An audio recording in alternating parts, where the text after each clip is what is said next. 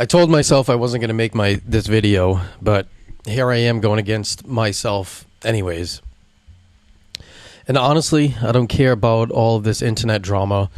And to be honest with you, I don't spend much of my time chasing all of these headlines or diving into all of this information. What I can say is after listening to one of Andrew Tate's podcasts that went on for about 3 hours and watching a lot of people argue back and forth, I started to realize something, that I don't think the biggest issue is Andrew Tate. I think the biggest issue is us. Some people will worship him, and some people will hate him. And very few people seem willing to stop and ask themselves a simple question. Why does his message resonate with so many of all of us in the first place? Now, I'm not going to sit here and I'm not here to defend him, nor am I here to attack him. I'm here because as someone living with PTSD, I recognize something familiar, and not in his legal case, no, but in the parts of the way that he talks about freedom, control, and the world. And first off, I want to be clear that I am not diagnosing him. I have no idea what's going on in his mind.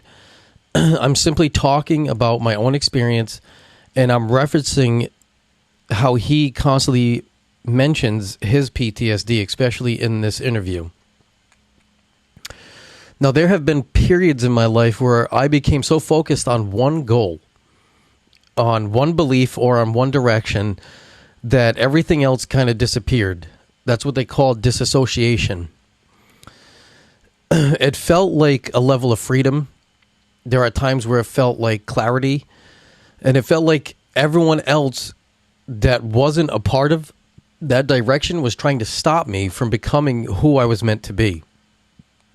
And looking back and self-reflecting, I started to realize something. It wasn't clarity, that sometimes it was a level of tunnel vision, that level of disassociating from society. And to me, that is an incredible, dangerous difference between the two. Because when your world becomes small enough that every single disagreement, it does start to feel like an attack. Every rule that gets placed against you, it feels like a level of opposition.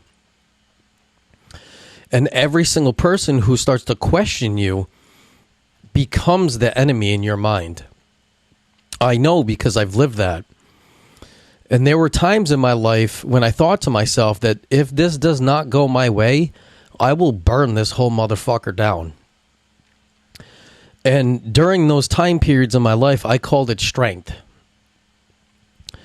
Today, and working through all these things, I start to recognize that a lot of that was just pain mixed with certainty. Now, here is where I think that both sides miss the point of what is going on. Freedom does matter. And yes, that is what he is preaching. The ability to build your own life, to start a business, to challenge ideas, or to be able to create something meaningful, that actually fucking matters. And here's where the governmental aspect comes in as well too, because responsibility matters as well. If nobody respected engineering standards, when they built massive Empire State Buildings, all of those would collapse.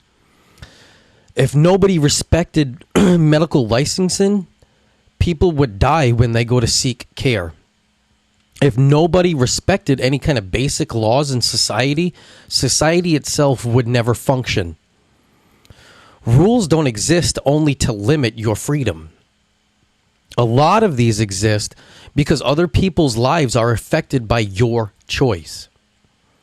And that's why I don't believe the answer is blind obedience, but I also don't believe the answer is blind rebellion. I think that maturity is learning how to ask better questions. Instead of asking yourself, whose side am I on?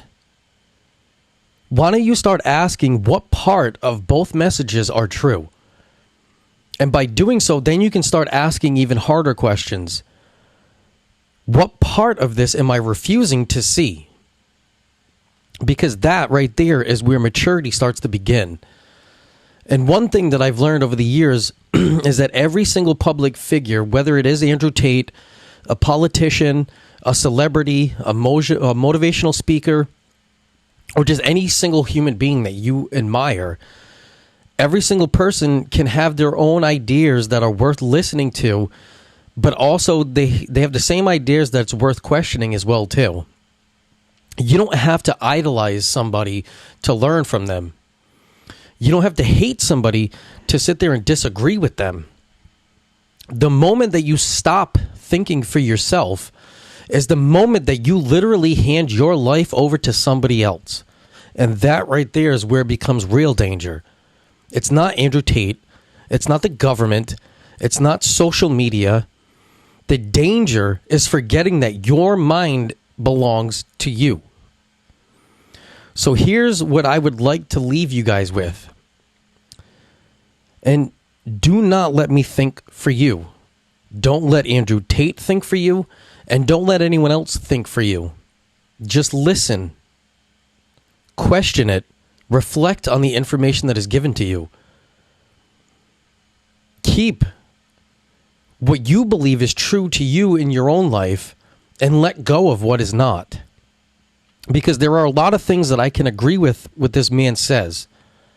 But there are so many things that I want to instantly react to on so many other things that he portrays. There are so many things in the world in general that I agree with, but then there are so many other things in the world that I want to instantly react to, especially when it comes to stringent laws and all these other things.